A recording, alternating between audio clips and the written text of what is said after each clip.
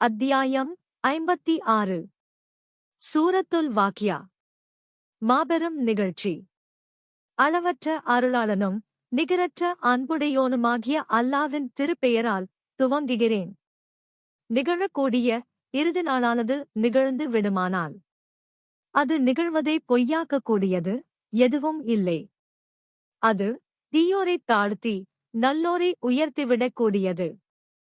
பூமி மிக பலமான அசைவாக அசைக்கப்பட்டால், இன்னும் மலைகள் தூள் தூளாக ஆக்கப்பட்டுவிட்டால், அப்போது அவைகள் பரத்தப்பட்ட புழுதிகளாக ஆகிவிடும். அந்நாளில் நீங்களும் 3 வகையினர்களாக ஆகிவிடுவீர்கள்.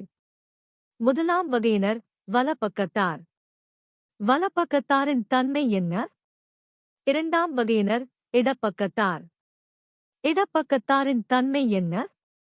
மூன்றாம் வகையினர் நம்பிக்கை கொள்வதில் முந்திக் கொண்டவர்கள்.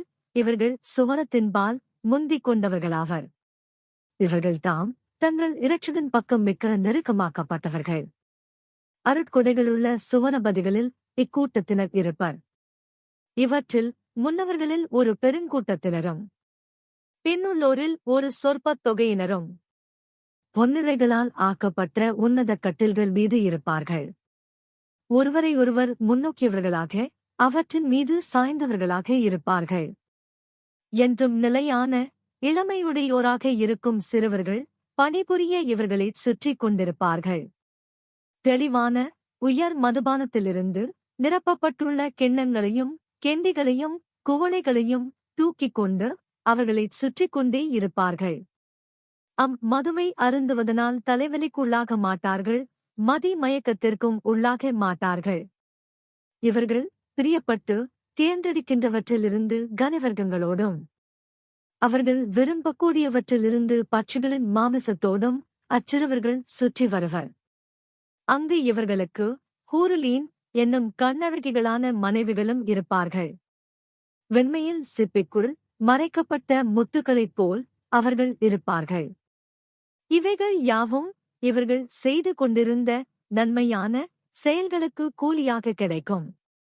அதில் அவர்கள் வீணானதையும் அவர்களை பாவத்தில் ஆக்கக்கூடியதையும் செவியுற மாட்டார்கள். ஆயினும் சலாமன் சலாமன், சாந்தி சாந்தி என்ற சொல்லையன்றி மற்றதையும் செவியுறமாட்டார்கள். மேலும் வலப்பக்கத்தாரின் நிலை என்ன? அல்லாஹ் எதை அவர்களுக்கு தயாராக்கி வைத்திருக்கிறான்? அவர்கள் முள்ளற்ற இலந்தை மரத்தின் அடியிலும் மேலிருந்து கீழ்வரையில் குலைகள் தொங்கும் வாழை மரத்தின் அடியிலும் நீண்ட நிழலிலும் இருப்பார்கள். அல்லாவினால் ஓடவிடப்பட்ட நீரின் அருகாமையிலும் இருப்பர். ஏராளமான கனிவர்க்கங்களுக்கு மத்தியிலும் அதன் கனிகள் கால வித்தியாசமின்றி எச்சமயத்திலும் கிடைத்துக் கொண்டிருக்குமே தவிர அவை அற்றுப்போகாதவை, அன்றியும் புசிப்பதற்கு தடுக்கப்படாதவை. ஒன்றின் மேல் ஒன்றாக உயரமாக்கப்பட்ட விரிப்புகளிலும் அமர்ந்திருப்பார்கள். நிச்சயமாக நாம் ஹூருலீன்களான அவர்களை பிரத்தியேகமாக இவர்களுக்கென புதிதாகவே படைத்திருக்கின்றோம். அப்பால் கன்னியர்களாக அவர்களை ஆக்கியிருக்கிறோம். தம் கணவர்களையே நேசிக்கக்கூடியவர்களாக சமவயதுடையவர்களாக அவர்களை ஆக்கியுள்ளோம். முன்னர் கூறப்பட்டது வலப்பக்கத்தார்க்குரியதாகும். இவர்களுடன் முன்னோர்களில் ஒரு கூட்டத்தினரும் பின்னோர்களில் ஒரு கூட்டத்தினரும் வலப்பக்கத்தை சார்ந்தோரில் இருப்பார்கள்.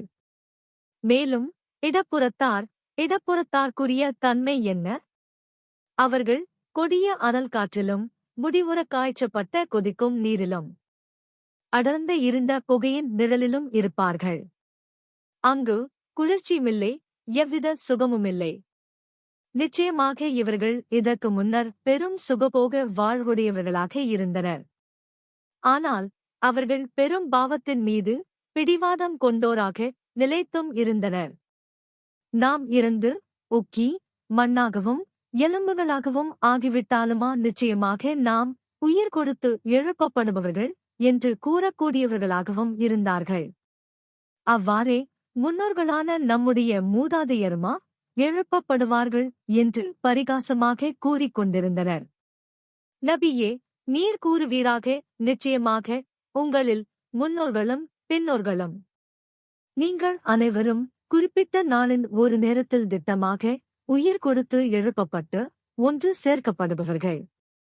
பின்னர் இந்நாளை பொய்யாக்கியோரான வழி கெட்டவர்களே. நிச்சயமாக நீங்கள் ஜக்கூம் எனும் கள்ளி மரத்திலிருந்து உண்ணக்கூடியவர்கள். அதைக் கொண்டே உங்களுடைய வயிறுகளை நிரப்பக்கூடியவர்கள். அப்பால் அதற்கு மேல் கடுமையாக கொதிக்கும் நீரிலிருந்து குடிக்கக்கூடியவர்கள். நோயினால் பாதிக்கப்பட்டு கடும் தாகத்திற்குள்ளான ஒட்டகம் குடிப்பதைப் போல் குடிக்கக்கூடியவர்கள். இது கூலி கொடுக்கும் நாளில் அவர்களுக்குரிய விருந்தாகும். நாமே உங்களை முதன்முறையாக படைத்திருக்கின்றோம்.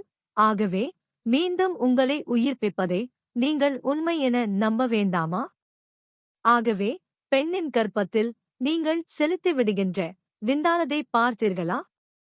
அதனை குழந்தையாக நீங்கள் படைக்கின்றீர்களா அல்லது நாம் தாம் படைப்பவர்களா?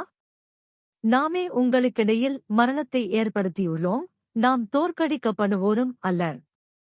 அன்றி நாம் உங்களை அழித்துவிட்டு உங்களுடைய இடத்தில் உங்களைப் போன்றோரை மாற்றிவிடவும் இன்னும் நீங்கள் அறியாதவற்றில் உங்களை நாம் அமைத்து விடுவதற்கும் நாம் இயலாதவர்களன்று. மேலும் உங்களுடைய முதலாவதான உற்பத்தியை நிச்சயமாக நீங்கள் நன்கறிந்திருக்கின்றீர்கள். இதனைக் கொண்டு நீங்கள் நல்லுணர்வு பெற வேண்டாமா? நீங்கள் பூமியை கிளறி அதில் வித்துக்களை விதைப்பதை பார்த்தீர்களா? அதனை நீங்கள் முளைக்கச் செய்கின்றீர்களா அல்லது நாம் தாம் முளைப்பிக்க செய்பவர்களா? நாம் நாடினால் திட்டமாக அதனை கூலமாக ஆக்கியிருப்போம். பின்னர் அதன் தீய நிலை கண்டு நீங்கள் ஆச்சரியப்படுவோராய் ஆகிவிடுவீர்கள். நிச்சயமாக நாங்கள் கடன்பட்டவர்களாகி தண்டிக்கப்பட்டு விட்டோம். இல்லை, நாங்கள் பயிரை அடைவதிலிருந்து தடுக்கப்பட்டு விட்டோம் என்றும் கூறிக்கொண்டிருப்பீர்கள். நீங்கள் குடிக்கின்றீர்களே, அந்நீரை பார்த்தீர்களா? அதை மேகத்திலிருந்து நீங்கள் இறக்குகின்றீர்களா அல்லது நாம் தாம் இறக்கி வைப்பவர்களா? நாம் நாடினால் அதனை நீங்கள் குடிக்க முடியாத உப்பு நீராக்கியிருப்போம். இதற்கு நீங்கள் நன்றி செலுத்த வேண்டாமா? நீங்கள் மூட்டுகின்ற நெருப்பை பார்த்தீர்களா? அதனுடைய மரத்தை நீங்கள் உற்பத்தி செய்தீர்களா அல்லது நாம் தாம் உற்பத்தி செய்பவர்களா? நரகத்தின் நெருப்பை உங்களுக்கு நினைவூட்டும் பொருட்டும் பிரயாணிகளுக்கு பயனளிக்கும் பொருட்டும் அதனை நாமே ஆக்கினோம். ஆகவே நபியே, இவைகளுக்கு நன்றி செலுத்தும் வகையில் மகத்தான உமதுரட்சகனின் பெயரைக் கொண்டு நீர் துதி செய்து கொண்டிருப்பீராக. நட்சத்திரங்கள் விழுந்து மறையுமிடங்கள் மீது நான் சத்தியம் செய்கின்றேன். நீங்கள் அறிந்திருந்தால் நிச்சயமாக இது மகத்தானதொரு சத்தியமென்பதை தெரிந்து கொள்வீர்கள். நிச்சயமாக இது மிக கண்ணியமிக்க குர்ஆனாகும். இது லவ்ஹுல் மஹ்ஃபூல் என்னும் பாதுகாக்கப்பட்ட புத்தகத்தில் எழுதப்பட்டுள்ளது. பரிசுத்தமானவர்களைத் தவிர மற்றவரும் இதனைத் தொடமாட்டார்கள். அகிலத்தாரின் இரட்சகனால் இது இறக்கப்பட்டது. ஆகவே இச்செய்தியை நீங்கள் அலட்சியம் செய்பவர்களாக இருக்கின்றீர்களா? அல்லாஹ் அளித்துள்ளவற்றுக்கு உங்கள் நன்றியை நிச்சயமாக நீங்கள் பொய்ப்படுத்துவதையே பிரதியாக ஆக்குகின்றீர்களா? உங்களில் மரணிக்கும் ஒருவரின் உயிர் அது தொண்டைக் குழியை அடைந்து விடுமானால் அந்நேரத்தில் நீங்கள் சக்கராத் மரண வேதனையில் சிக்கித் தவிப்பதை பார்க்கிறீர்கள். நாமோ உங்களை விட அவருக்கு மிகச் சமீபமாக இருக்கின்றோம், எனினும் நீங்கள் பார்ப்பதில்லை. ஆகவே நீங்கள் யாருடைய அதிகாரத்திற்கும் கட்டுப்படாதவர்களாக இருந்தால், நீங்கள் உண்மையானவர்களாக இருந்தால் அவருடைய உயிரானதை நீங்கள் அவரின் பால் மீள வைத்திருக்கலாமே. ஆகவே அல்லாஹ்வுக்கு நெருக்கமாக்கப்பட்டவர்களில் உள்ளவராக அவர் இருந்தால், அப்போது அவருக்கு சுகமும் நல்லுணவும் அருட்கொடையுடைய சுவனமும் உண்டு. அன்றியும் அவர் வலப்புறத்தாரில் உள்ளவராக இருந்தால், அவரிடம் வலப்புறத்தாரிலிருந்து உமக்கு சாந்தி உண்டாவதாக என்று கூறப்படும். அன்றியும் அவர் வழி கெட்டோரான இவ்வேதத்தை பொய்யாக்குகின்றவர்களில் உள்ளவராக இருந்தால், கொதித்து அதன் உச்சத்தை அடைந்துவிட்ட நீரிலிருந்தே அவருக்கு விருந்துண்டு. இன்னும் நரகத்தில் நுழைவித்தலும் உண்டு. நிச்சயமாக இது மிக்க உறுதியான உண்மையாகும். ஆகவே நபியே, மகத்தான உமது இரட்சகனின் பெயரைக் கூறி துதி செய்வீராக.